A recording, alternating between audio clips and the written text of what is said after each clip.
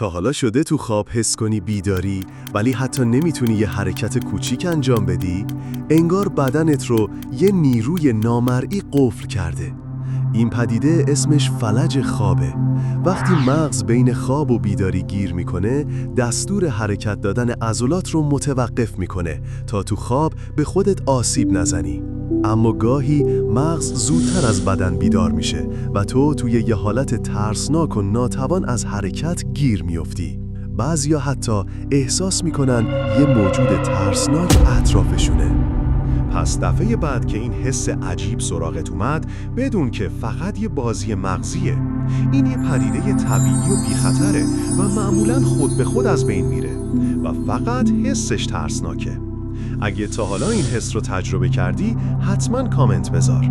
یادت نره لایک کنی و اگه دوست داری بیشتر این ویدیوها رو ببینی، سابسکرایب کن تا از دستش ندی.